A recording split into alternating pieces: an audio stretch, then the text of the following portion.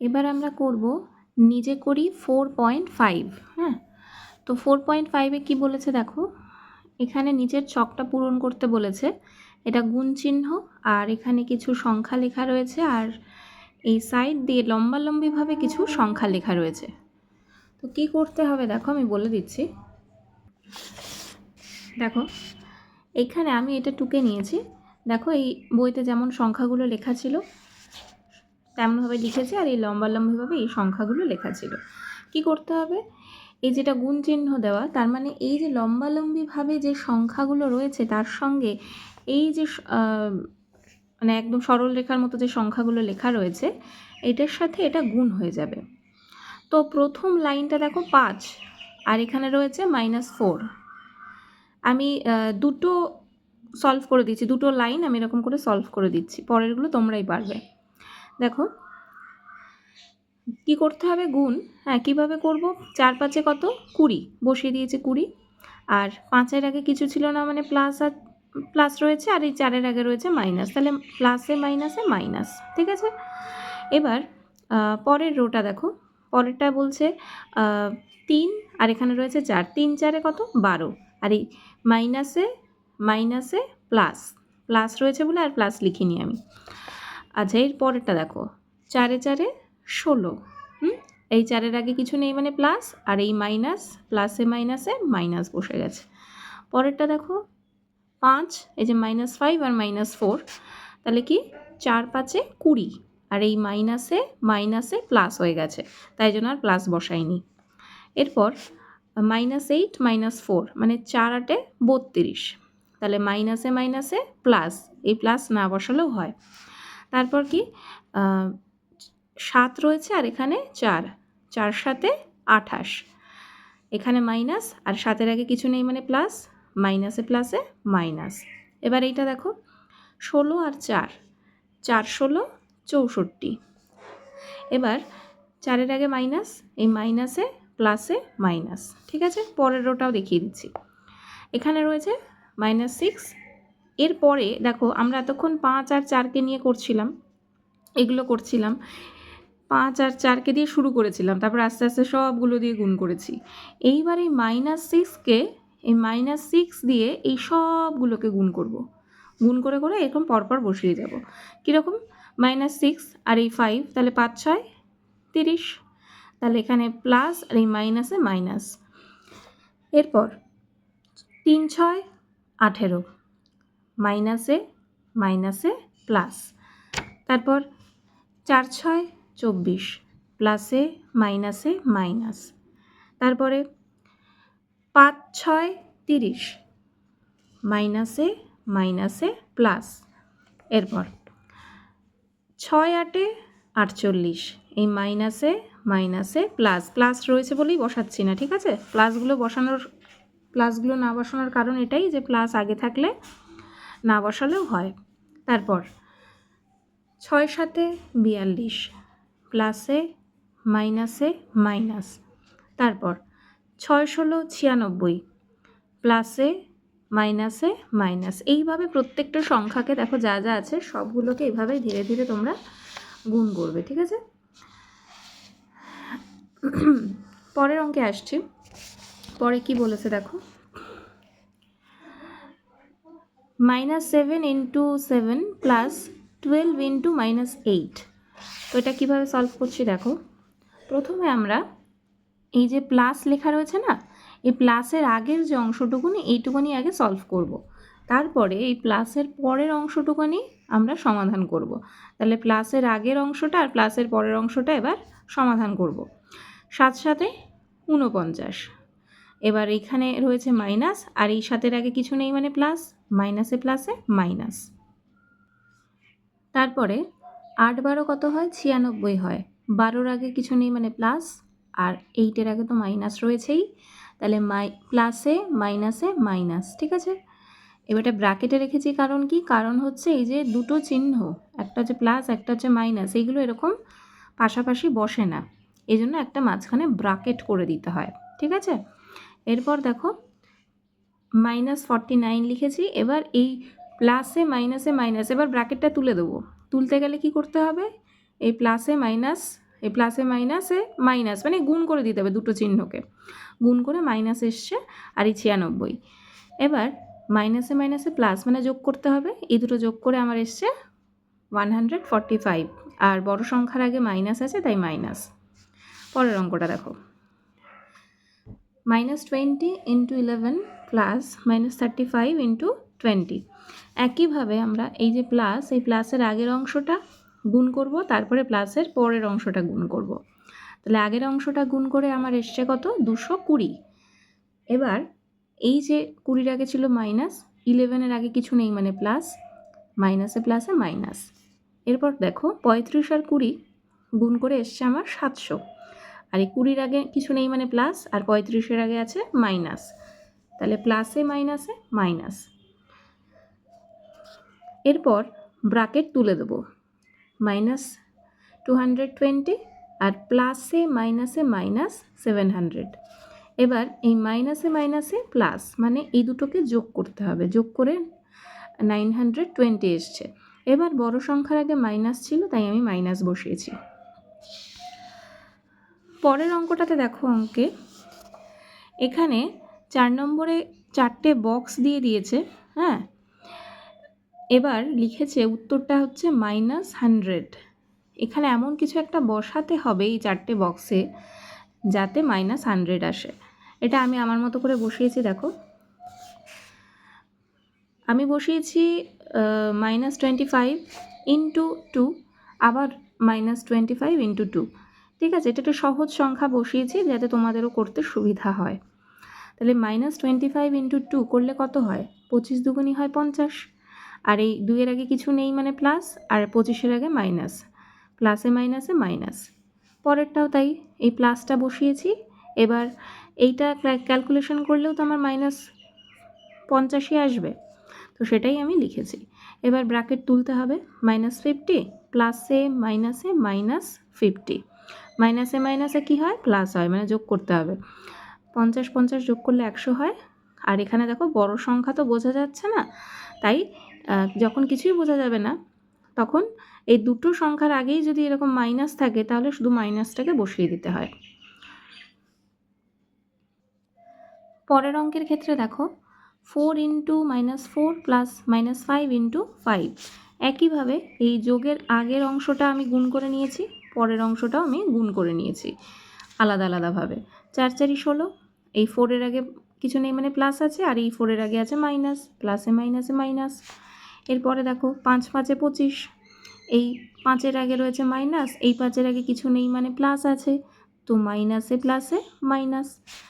এবার কি করব, ব্র্যাকেট তুলে দেবো, -16 প্লাসে মাইনাসে -25।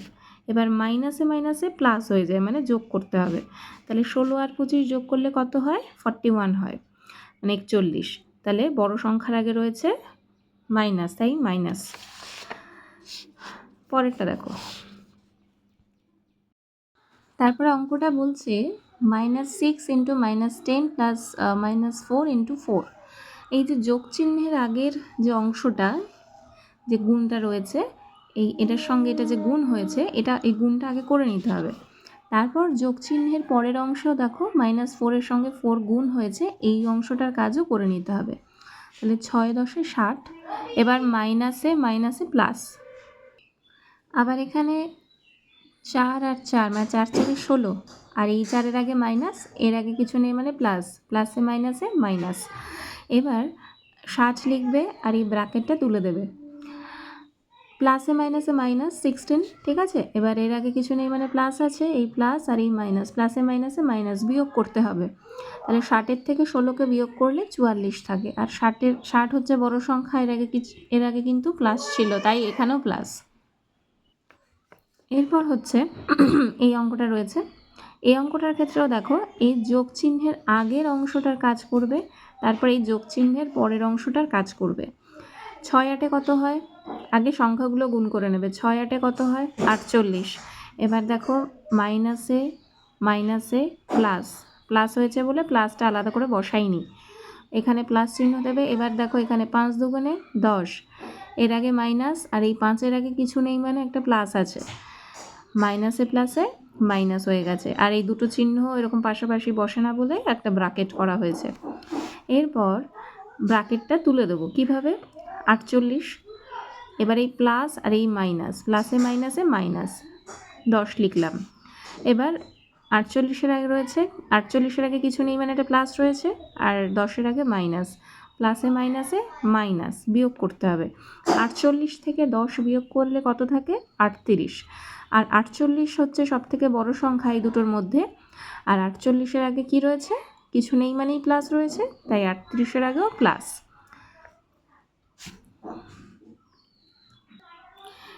এবার আমরা আসছি নিজে করি 4.6-এ। এখানে দেখো অঙ্কটা যেটা রয়েছে -6 ইন্টু -5 ইন্টু -7 ইন্টু -3, এটা কিভাবে আমি সমাধান করেছি দেখো। এই অঙ্কটা আমি টুকে নিয়েছি। দেখো প্রথমে আমি গুণ, তো সবই তো গুণ রয়েছে এখানে, দেখো প্রত্যেকটা হচ্ছে গুণ করতে হবে একটার সঙ্গে আরেকটাকে, তো আমি প্রথম দুটোকে আগে গুণ করে নিয়েছি। প্রথম দুটোকে গুণ করে কত এসছে, 5 6 30, আর এই মাইনাসে মাইনাসে প্লাস, প্লাস হয়েছে বলে বসাইনি আলাদা করে। এবার বাকিটা টুকে গেছি, এখান থেকে এতটা টুকে গেছি, দেখো হুবহু টুকে গেছি। এরপরে কি করেছি, পরের লাইনে এই দুটোকে আগে গুণ করেছি। এই দুটোকে গুণ করে কত এসছে, 30-কে 7 দিয়ে গুণ করলে 210 আসে, আর প্লাসে এখানে কিছুই নেই মানে প্লাস, আর এখানে মাইনাস, প্লাসে মাইনাসে মাইনাস বসে গেছে, ইন্টু এইটাকে টুকে নিয়েছি, যা ছিল টুকে নিয়েছি। এবার এই দুটোকে গুণ করে এখানে বসিয়ে দিয়েছি। 210-এর সঙ্গে 3 গুণ করলে 630 আসে। এবার এই মাইনাস আর এর আগে রয়েছে মাইনাস, এই মাইনাসে মাইনাসে প্লাস, ঠিক আছে। এবার 2 নম্বর অঙ্কটাতে আসছি। 2 নম্বর অঙ্কটাও একই রকম, সব গুণ করতে হবে। প্রথম দুটো আগে গুণ করে নিয়েছি, 5 দুগুণে 10, হ্যাঁ, আর এটার আগে মাইনাস, এটার আগেও মাইনাস আছে, তাহলে মাইনাসে মাইনাসে কি হয়ে গেছে, প্লাস হয়ে গেছে, তাই জন্য আর প্লাসটা বসাইনি। এবার বাদবাকি যা ছিল এখান থেকে এতটা, সেটা টুকে নিয়েছি, পুরো টুকে নিয়েছি, ঠিক আছে। পরের লাইনে প্রথম দুটোর কাজ আবার করেছি। 10 10-এ কত হয়, 100 হয়, এর আগে আছে মাইনাস, আর এর আগে কিছু নেই মানে প্লাস আছে, প্লাসে মাইনাসে মাইনাস, আর বাদবাকি এখান থেকে এতটা দেখো টুকে নিয়েছি। পরের লাইনে আবার প্রথম দুটোর কাজ করেছি। এইভাবে ধাপে ধাপে করতে করতে অঙ্কটা ছোট হবে। কি হয়েছে, 100-র সঙ্গে 8 গুণ করলে 8 100 800 হয়। এবার এই মাইনাস আর এর আগের এই মাইনাস, মাইনাসে মাইনাসে প্লাস, তাহলে প্লাস হয়েছে যেহেতু, তাই আমি আর এখানে প্লাসটা আলাদা করে উল্লেখ করিনি। এইটা এবার -3 পাশে বসিয়ে দিয়েছি টুকে।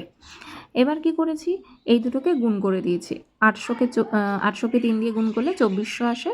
এবার 800-র আগে কিছু নেই মানে প্লাস, আর 3-এর আগে রয়েছে মাইনাস, প্লাসে মাইনাসে মাইনাস, এটাই হচ্ছে উত্তর। পরের অঙ্কটা দেখো, পরের অঙ্কটা সব গুণ রয়েছে। প্রথমে এই দুটোকে গুণ করেছি, গুণ করে 132 এসেছে। এবার 11-র আগে ছিল মাইনাস, 12-র আগে ছিল মাইনাস, মাইনাসে মাইনাসে কী হয়েছে, প্লাস, প্লাস হয়েছে বলেই আলাদা করে আর লিখিনি। আর এরপরে এটা আমি টুকে দিয়েছি হুবহু। এবার এই দুটোকে গুণ করেছি, 132-কে 2 দিয়ে গুণ করে আমার 264 এসেছে। এবার 2-এর আগে ছিল মাইনাস, আর 132-এর আগে কিছু ছিল না মানেই প্লাস, প্লাসে মাইনাসে মাইনাস হয়ে গেছে। এবার লাস্ট অঙ্কটা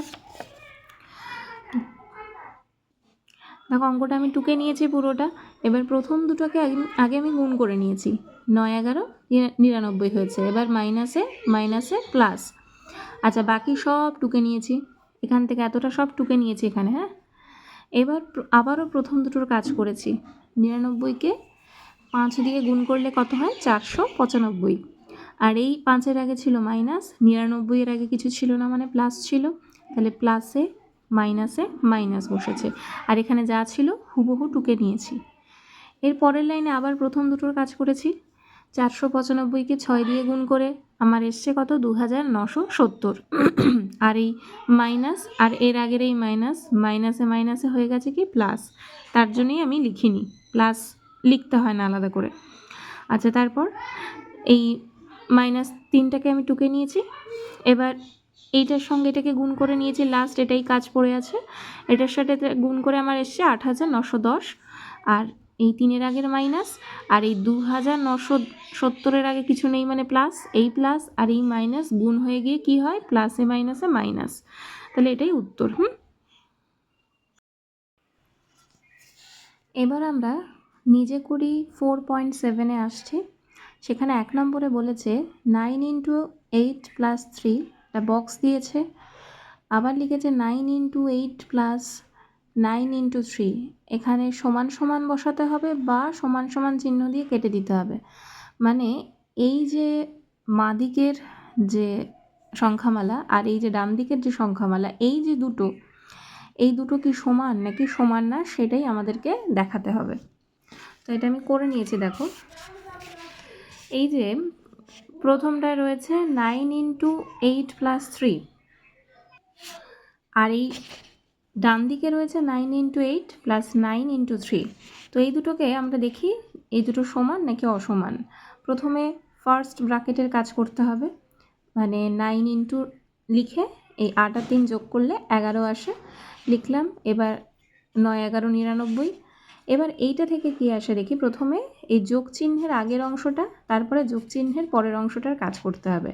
8 9 72, আর এদিকে 3 9 27। 72 আর 27 যোগ করলে 99 আসে। তার মানে কি এখান থেকেও 99 পেলাম, এখান থেকেও 99 পেলাম, তাহলে এইটা আর এইটা সমান।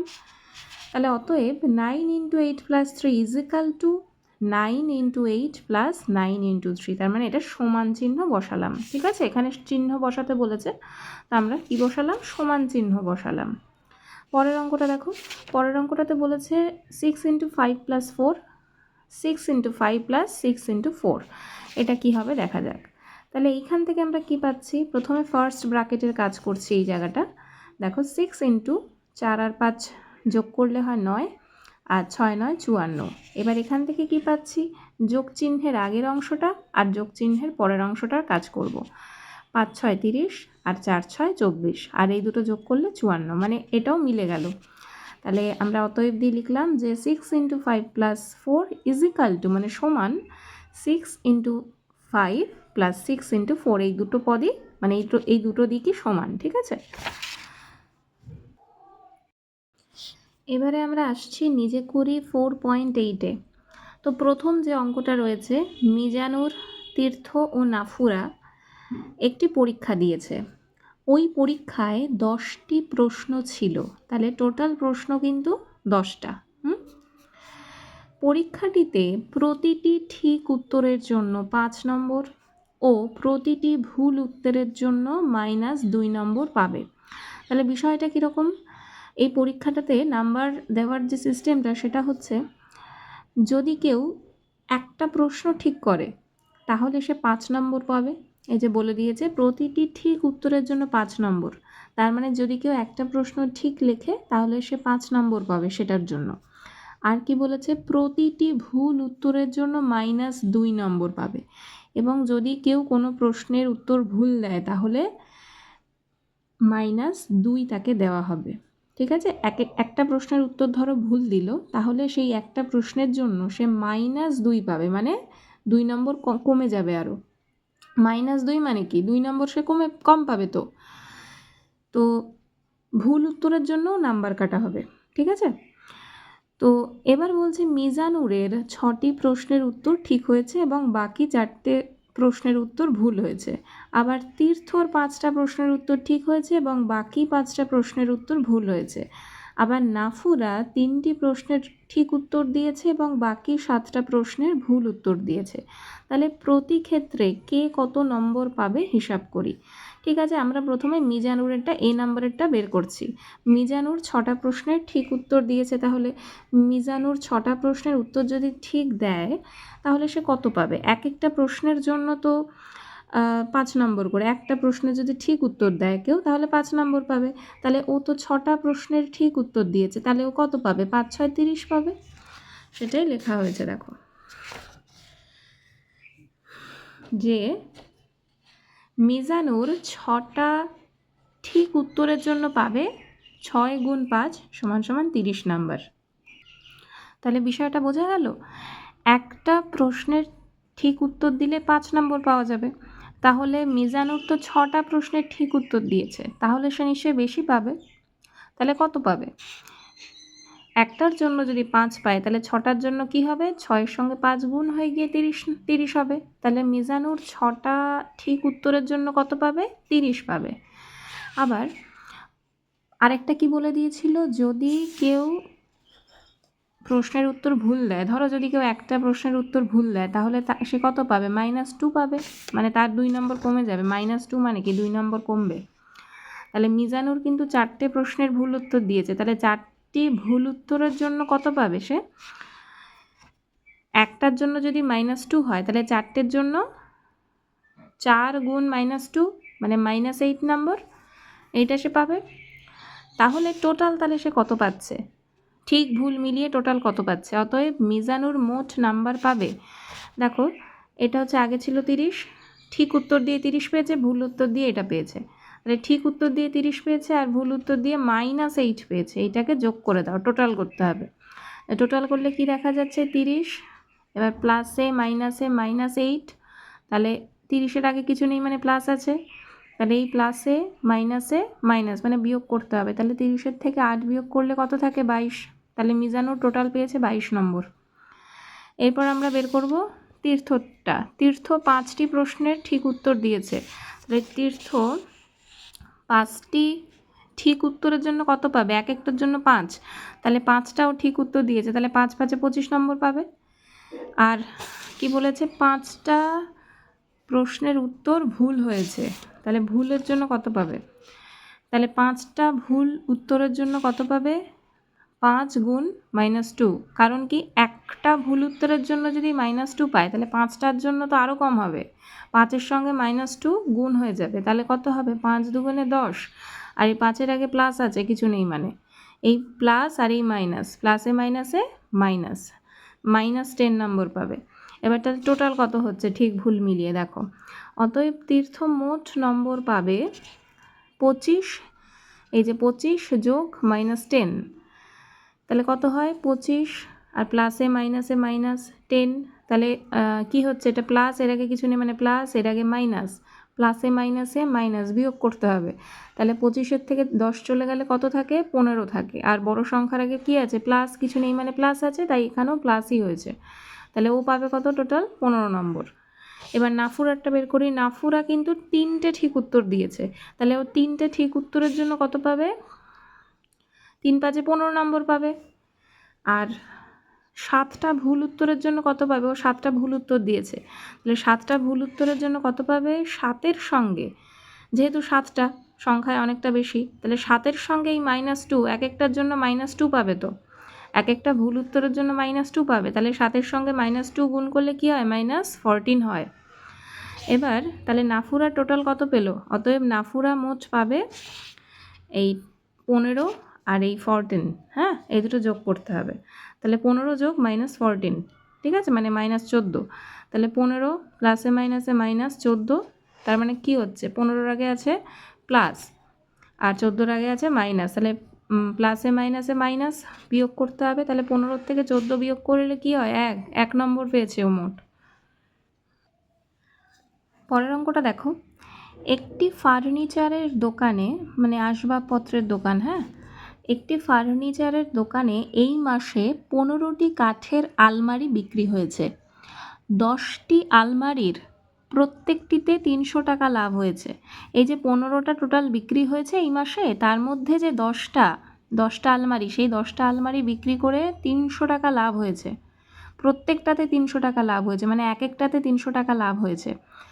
কিন্তু বাকি 5টি আলমারিতে মোট 200 টাকা ক্ষতি হয়েছে। যে বাকি যে আলমারি বিক্রি হয়েছে বাকি 5টা, তাতে ক্ষতি হয়েছে কত?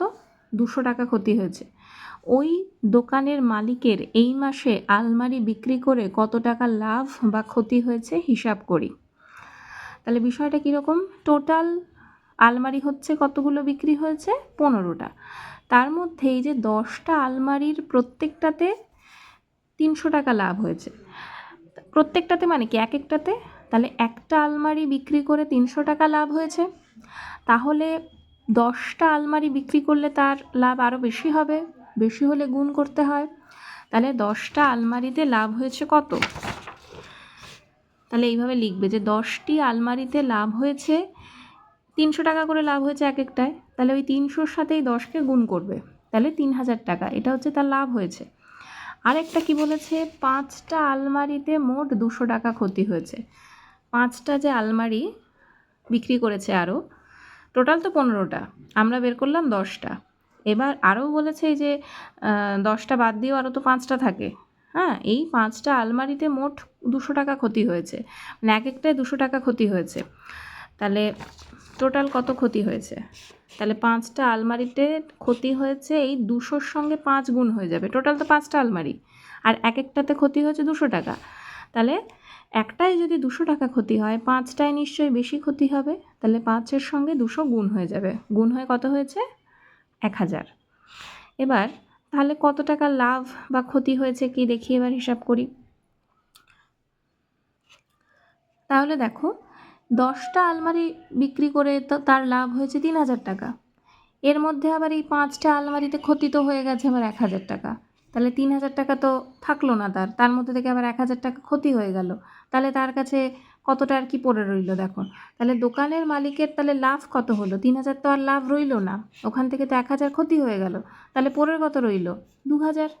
3000 তো মোট লাভ হয়েছিল, আবার 5টা বিক্রি করে কি হলো? 1000 টাকা তার ক্ষতি হয়ে গেল। তাহলে 3000 থেকে 1000 টাকা কমে গেল, কমে গিয়ে এখন 2000 টাকা দাঁড়ালো। তাহলে এটাই তার লাভ হয়েছে 2000। 3 নম্বর অঙ্কটা দেখো, এই অঙ্কটা খুব ভালো করে বুঝবে। এই অঙ্কটা বুঝলে 4 নম্বর অঙ্কটাও বুঝবে, আর কোষে দেখি 4এও এরকম একটা অঙ্ক আছে, সেটাও বুঝতে পারবে। তাই এই অঙ্কটা ভালো করে বোঝো, বইতে করে দেওয়া রয়েছে। দেখো, একটি কয়লার খনিতে একটি লিফট, কয়লার খনি মানে খনি থেকে তো কয়লা তোলা হয়, মানে মাটির নিচে অনেক ডিপ, অনেক গভীর থেকে কয়লা তোলা হয়, সেটা কি খনি বলছে। তা একটা কয়লার খনিতে একটা লিফট, সেখানে লিফটে করে নেমে নেমে নিচে নেমে সেখান থেকে কয়লা তোলা হয়। তো বলছে সেই খনিতে একটা লিফট মাটি থেকে শুরু করে প্রতি মিনিটে 6 মিটার নামছে। ঠিক আছে, বিষয়টা একটা লাইন করে বুঝি। মাটি থেকে শুরু করে প্রতি মিনিটে 6 মিটার নামছে। মাটি যদি আমি দেখো একটা এঁকে নিয়েছি তোমাদের বোঝানোর জন্য, এইটা ধরো মাটি, মানে এটা ধরো ভূমি। ঠিক আছে, এটা কি? এটা হচ্ছে ভূমি। ঠিক আছে, এই ভূমি থেকে নামা শুরু করছে লিফটটা। এইটা ধরো সেই গর্তটা। ঠিক আছে, এটা ধরো সেই গর্তটা, এইটা ধরে এই লিফটটা নামছে, এটা ধরো সেই লিফটটা ধরো এই গর্ত ধরে নামছে। তাহলে এটা হচ্ছে মাটি, ভূমি আর কি যেটাকে বলছে। এখানেও দেখো এরকম করে দাগ টেনে তোমাদের বুঝিয়ে দিয়েছে। ঠিক আছে, তা আমি এটা করে নিচ্ছি। এখানে এই জিরোটা, ভূমিটাকে আমরা ধরে নিচ্ছি এটা জিরো, এই সংখ্যা রেখায় আমরা সুন্দর করে সাজিয়ে নিচ্ছি। ঠিক আছে, এটা জিরো, এদিকে -1, -2, -3, -4, -5, -6, -7, এভাবে ধরো চলছে। ঠিক আছে, আর এদিকে হচ্ছে প্লাসের ঘর, +1, +2, +3, +4। ঠিক আছে, তো এইভাবে তাহলে মাটির নিচে, অর্থাৎ এইটা হচ্ছে মাটির লেভেল বা ভূমির লেভেল। এবার এইখান থেকেও নামা শুরু করছে। ঠিক আছে, নিচের দিকে নামছে মানে কি দেখো তো, মাইনাসের দিকে নামছে। নিচের দিকে নামা অর্থ কি? মাইনাসের দিকে নামছে। আর যদি উপরের দিকে যেত তাহলে কিন্তু প্লাসের দিকে যেত, উপরে হচ্ছে প্লাসের ঘর। ঠিক আছে, এই জায়গাটা বোঝা গেছে। তো প্রতি মিনিটে 6 মিটার নামছে। ধরো এক একটা মিনিটে লিফটটা কতটা করে নামছে? 6 মিটার নেমে যাচ্ছে, অর্থাৎ 6 মিটার যে নামছে নিচের দিকে, মানে মাইনাসের দিকে নামছে। তো তার মানে হিসাব করে দেখা যাবে 6 মিটার মানে কি -6 মিটার, নিচের দিকে আসছে মানে মাইনাস হয়ে যাচ্ছে, তো মাইনাসের দিকে নামছে। তো ঠিক আছে, তাহলে দেখো এই লাইনটা ওরা লিখেছে যে 1 মিনিটে লিফটটি নামবে 6 মিটার, অর্থাৎ যাবে কতটা? -6 মিটার যাবে নিচের দিকে।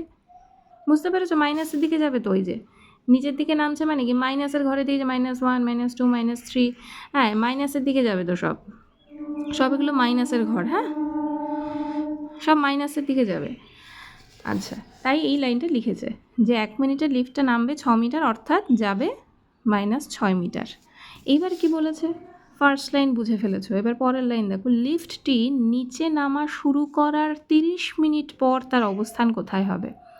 তাহলে 1 মিনিটে লিফটটা নেমে যাচ্ছে 6 মিটার, তাহলে বলছে 30 মিনিট পর, মানে 30 মিনিট কেটে যাওয়ার পর লিফটটা তো আরও নিচে চলে যাবে, তাই না? 30 মিনিট পর লিফটটা তো আরও নিচে চলে যাবে, তাহলে কত নিচে যাবে, তার অবস্থানটা কোথায় থাকবে?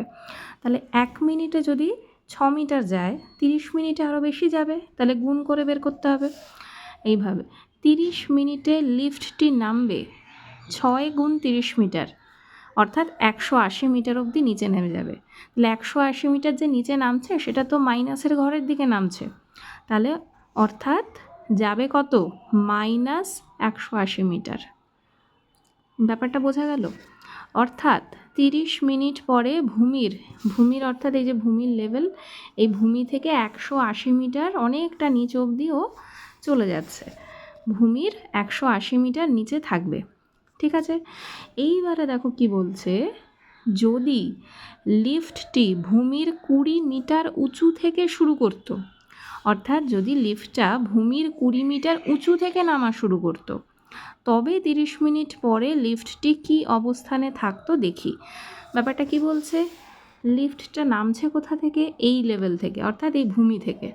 ঠিক আছে, এবার লিফটটা যদি এখান থেকে না নেমে ধরো আরও 20 মিটার উঁচু থেকে নামতো, ধরো লিফটটা যদি আরও উঁচু থেকে নামতো, সেক্ষেত্রে ধরে নিলাম এই ধরো এতটা উঁচু থেকে নামছে, বলে দিয়েছে কতটা উঁচু, ভূমির 20 মিটার উঁচু থেকে, ধরে নিলাম এইটুকুনি হচ্ছে ধরো 20 মিটার। ঠিক আছে, ধরো এতটা উঁচু থেকে এবার লিফটটা নামছে, এতটা উঁচু থেকে যদি এই লিফটটা নামে, এটা হচ্ছে লিফট ধরে নাও, এই লিফটটা যদি এতটা উঁচু থেকে নামে, ঠিক আছে, এতটা উঁচু থেকে যদি নামে, তাহলে ওর অবস্থানটা কোথায় থাকবে?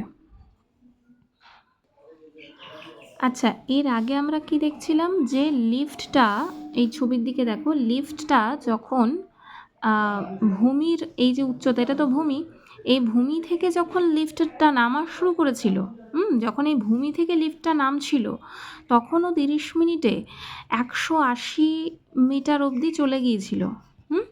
তখনও 30 মিনিটে কতটা গিয়েছিল?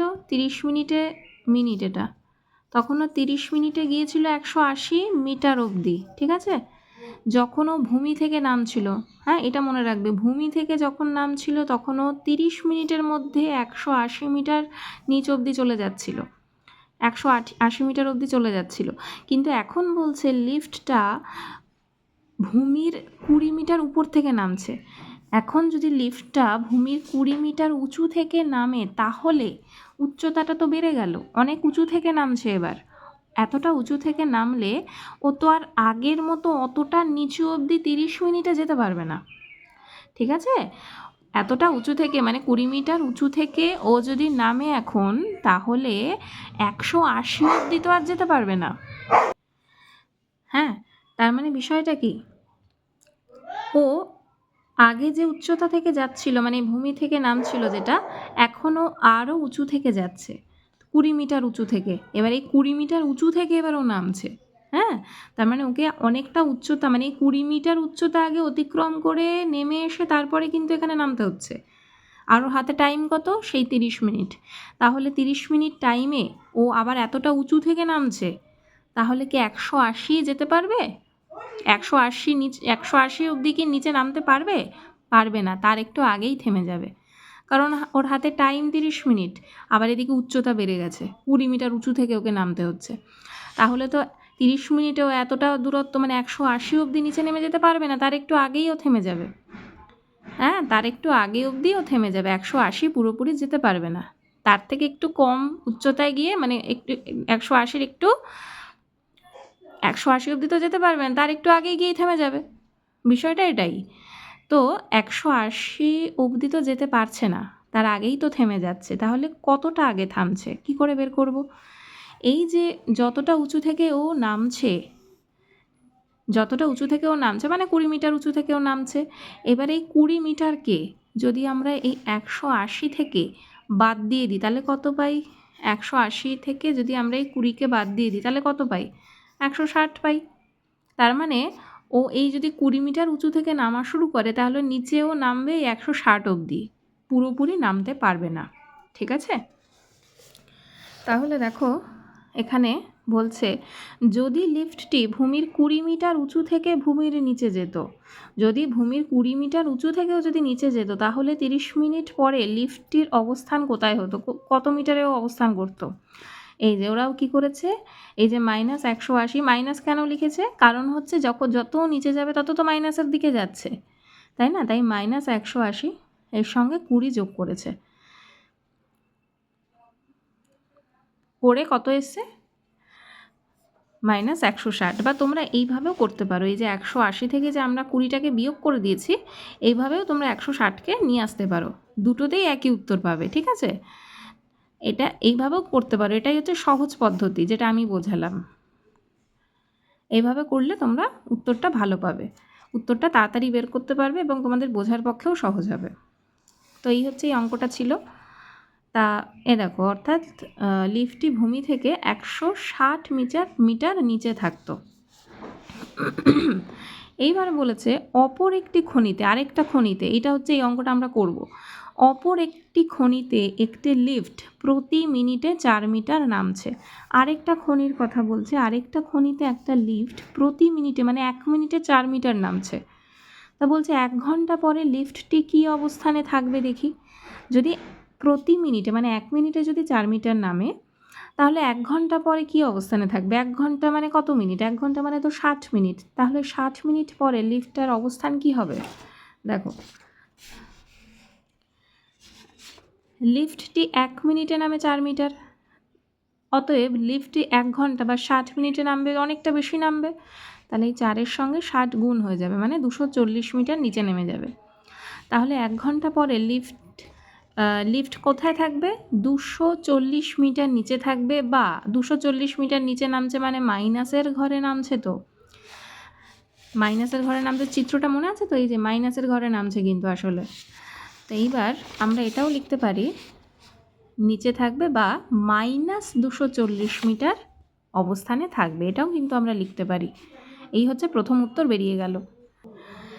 এবার কি বলছে, যদি লিফটটি ভূমির 15 মিটার উপর থেকে নামতো, আগের অঙ্কটার মতো, যদি লিফটটা ভূমির 15 মিটার উঁচু থেকে নামতো, তবে 30 মিনিট পরে লিফটটি কোথায় থাকতো হিসাব করি। দেখো বিষয়টা কি, যে 1 মিনিটে লিফটটা কতটা নামছে সেটা আগে আমরা বের করব। 1 মিনিটে কতটা নামছে, 4 মিটার, এটা আমরা জানি। তাহলে 30 মিনিটে কতটা নামবে সেটা আগে বের করো। তাহলে দেখো, 1 মিনিটে যদি নামে 4 মিটার, অতএব লিফটটি 30 মিনিটে নিশ্চয়ই অনেক বেশি নামবে। কতটা নামবে, 4 গুণ 30 মানে 120 মিটার নেমে যাবে, ঠিক আছে? এইবার কথাটা হচ্ছে, ও তো ভূমি থেকে নামছে না, ও যদি ভূমি থেকে নামতো তাহলে ও 120 মিটার অবধি নিচে চলেই যেত 30 মিনিটের মধ্যে, কিন্তু ওর হাতে টাইম 30 মিনিট, কিন্তু ওকে বলছে আরও 15 মিনিট উঁচু থেকে তুমি নামো। তাহলে ওকে আরও ভূমির 15 মিটার উঁচু থেকে যদি নামাতে হয়, তাহলে তো ও আগের মতো অতটা নিচে যেতে পারবে না 30 মিনিটে, ও আরেকটু আগেই থেমে যাবে, তাই না? তাহলে সেটা কতটা, বলছে ভূমির 15 মিটার উপর থেকে যদি নিচে নামে, তাহলে লিফটটা কোথায় থাকতো, তাহলে হচ্ছে এই যে 120, সেখান থেকে 15 বাদ চলে যাবে। আগে যেটা 120 যেতে পারতো, সেখান থেকে তো ওকে 15 মিটার উঁচু থেকে নামানো হচ্ছে, তাহলে 15 মিটার উঁচু থেকে নামানো হচ্ছে মানে এবার কোথায় থাকবে ও, এটা বিয়োগ করেই বেরিয়ে যাবে। দেখো 105 মিটার নিচে থাকবে, তার মানে 120 মিটার আগে যেটা নিচে থাকছিল অতটাও যেতে পারছে না, এখন কোথায় গিয়ে থেমে যাচ্ছে, এখন 105 মিটারে গিয়ে থেমে যাচ্ছে। কেন থেমে যাচ্ছে, কারণ ওকে ভূমির 15 মিটার উপর থেকে নিচে নামানো হচ্ছে। এই যত মিটার উঁচু থেকে নিচে নামানো হবে সেটাকেই বাদ দিয়ে দিতে হবে, বিয়োগ করে দিতে হবে, ঠিক আছে? বিয়োগ করে দিলেই আমরা উচ্চতাটা পেয়ে যাব, যে এইরকম এতটা নিচে থাকছে ও।